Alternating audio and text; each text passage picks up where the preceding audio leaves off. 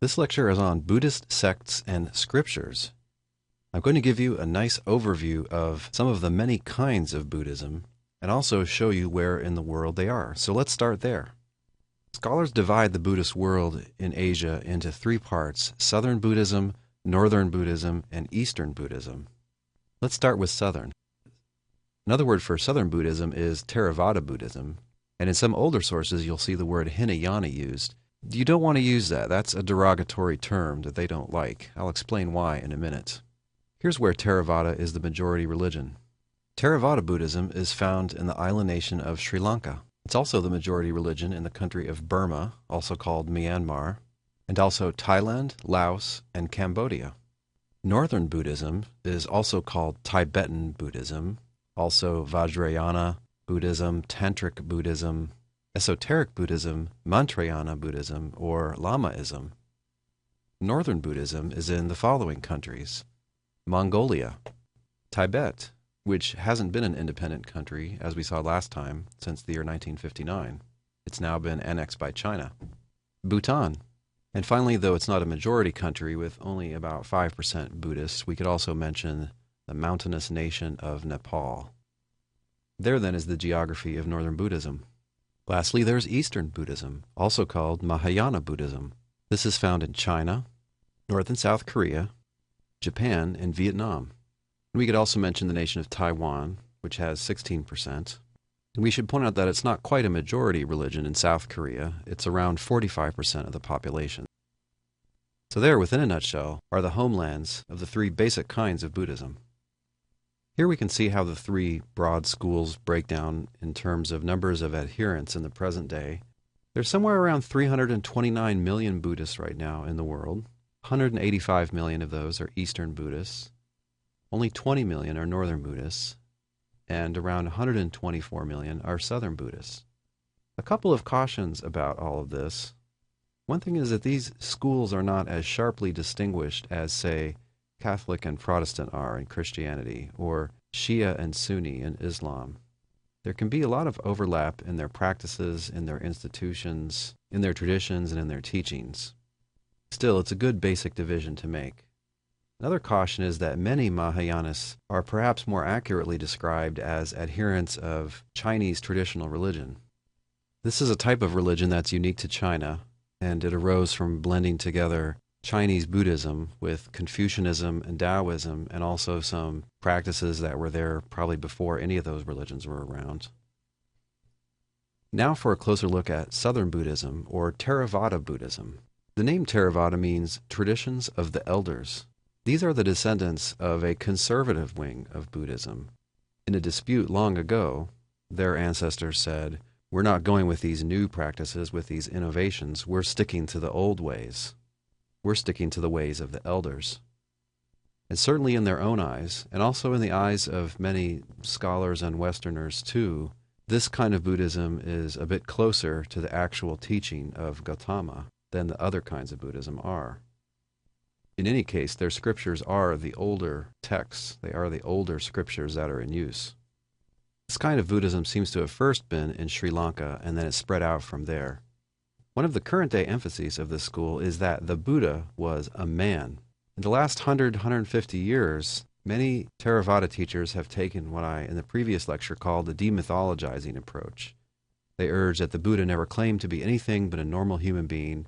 It just so happens that he's an especially wise human being who, by his own efforts, found the cure to the basic problem that ails us.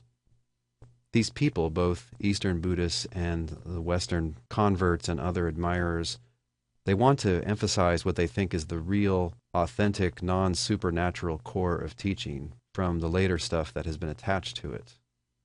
However, many prominent scholars have pointed out that even the earliest texts that we have present the Buddha as much greater than any mere human, or even greater than any god. So a leading scholar of Buddhism, Rupert Gethin, at the University of Bristol in the UK, and also a practicing Buddhist, says this, quote, "Certainly for the Buddhist tradition, the being who became Buddha, or awakened, had been born a man, but equally that being is regarded as having spent many previous lives as a god. Yet in becoming a Buddha, he goes beyond such categories of being as human and divine. A story is told of how once a Brahmin saw on the Buddha's footprints one of the 32 marks, wheels complete with 1,000 spokes with rims and hubs. He thought that such footprints could hardly be those of a human being, and followed them. On catching up with the Buddha, he asked him whether he was a god or some kind of angel or demon. The Buddha replied that he was none of these. The Brahmin then asked if he was a human being. The Buddha replied that he was not. The Brahmin was puzzled. So what was the Buddha? Then Gethin quotes a text from the Pali Canon, which says, quote, "Just as a blue, red, or white lotus, born in water and grown up in water, having risen above the water, stands unstained by water, even so do I, born in the world and grown up in the world, having overcome the world, dwell unstained by the world. Understand that I am a Buddha." End quote. Gethin then continues, "A Buddha is thus a being sui generis. A Buddha is just a Buddha. But in principle, according to Buddhist thought, any being can follow the path of developing the perfections over countless lives and eventually become a Buddha. That is, all beings have the potential to become Buddhas." End quote. When Gethin says that a Buddha is sui generis, what that means is that it's in a category of its own. The Buddha is a kind of being which is greater than a human, also greater than a god or a demigod or an angel or any kind of being that might be greater than a human. It's a little bit misleading then to say that the Buddha was just a man, although of course he was a man over the course of many rebirths. The diagnosis and cure of this kind of Buddhism can be summed up as follows. Ignorance causes craving, or strong desire, and craving causes us to be trapped in this cycle of rebirths. We're trapped in samsara. And furthermore, samsara is a realm of suffering. It's a realm of futility and unhappiness. The cure for this is to replace ignorance with knowledge. That leads to the cessation of craving, the ceasing of strong desire, and that means we're set free. We gain release. We gain nirvana. And no one can get this cure for you. No one's going to give it to you for free. This is a difficult and a do-it-yourself project. In one famous text, the Buddha says, "Be lamps to yourselves, rely on yourselves, and do not rely on any external help. Hold fast to the truth as a lamp." Really following the Buddha here, in this tradition, means becoming a monk or a nun. And if you're a monk or a nun, what you're committing to is a lifestyle without the following things: sex, alcohol, close friends, normal family life, and really just any pursuit of pleasure or entertainment. But what if you're not a monk or a nun? What can you do?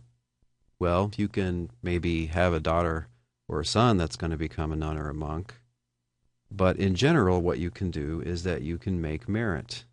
You can engage in practices that will add to the positive side to the karma scale. Eventually, if you're going to really get the cure, there'll have to be a lifetime where you become a monk or a nun and then really go for it. But until then, you can at least go in the right direction by making merit. You can do things like give. You can donate money and food to the monks and nuns. You can develop the moral virtues. You can be a good husband or wife, a good son or good daughter. You can meditate. And morally, though you can't keep the full code of the bhikkhus, you can at least do the following things. You can refrain from killing, also from stealing, lying, sexual misconduct, and from taking any kind of intoxicants, including alcohol. So there's a lesser moral code for lay people, for people who aren't devoted to the religious life, for people who aren't monks and nuns. Theravadins, that is, Southern Buddhists, acknowledge only the Pali Canon, that is, the scriptures that are written in the Pali language. They call the collection of scriptures the Tripitaka. It falls into 3 groups. By contrast, Mahayanists accept a much greater range of scriptures than these, although they also accept these. Keep in mind that Gautama himself wrote nothing. That's something on which all historians agree. That's something on which all Buddhists agree. None of the writings really purport to be by him. They're supposed to have been written down by people he talked to. These scriptures in the Pali Canon are believed to have been brought to Sri Lanka sometime in the 3rd century BCE. But scholars believe that at that point they were still being passed along orally They were being memorized. It's believed that they were first written down in Sri Lanka somewhere in the 1st century BCE. When historians look at this, they find it rather depressing. It seems the scriptures, the oldest scriptures that we possess, were written down for the first time some 300 years or more after Gautama's death. So you just have to keep that in mind when we talk about the early text. This is what we mean by early. And mind you, this is what scholars believe. As far as the actual copies we possess, my understanding is that the earliest physical copies that we have come from the 200s Common Era, so between 2 and 300 CE. And some scholars are even skeptical about this part. They think that the earliest extant texts were written somewhat later, maybe in the 1st century CE or around there. In any case, we have what we have. The 3 baskets of the Tripitaka are as follows. First, there's the discipline basket. These are writings that concern morality, but also a lot of it has to do with codes of discipline for the monks and for the nuns. So, how to punish somebody if you found that they had been involved in sexual activity, how much you can eat, when you have to get up in the morning, those sorts of things. Things that concern the practical conduct of the Sangha. Here meaning not Buddhists generally, but the community of monks and nuns, the religious community. The second basket is the teaching basket. These are called the sutras in Sanskrit or the suttas in Pali. These are supposed to be eyewitness reports of Gautama's oral teachings, and in many cases they're assumed to have been recorded by his favorite disciple and his cousin Ananda. They usually start off with the phrase, "Thus have I heard," and then they give the location at which the teaching was heard, and then follows the sermon that was given. And I think it's possible to be too skeptical. These do sound like ancient teachings. They sound like the kind of things that could be taught orally and the kind of things that could be memorized. Finally, the third basket are the systematic or philosophical teachings. That's called the Abhidharma literature. And that is, you could say, Buddhist philosophers or theologians trying to make sense of the core teachings in the sutras, trying to make sense of how it fits together in a consistent whole. All of this, in summary, is in the Pali language. However, there are similar but larger collections, including many of the same writings, but translated into Chinese or Tibetan, that are used by Eastern and Northern Buddhists.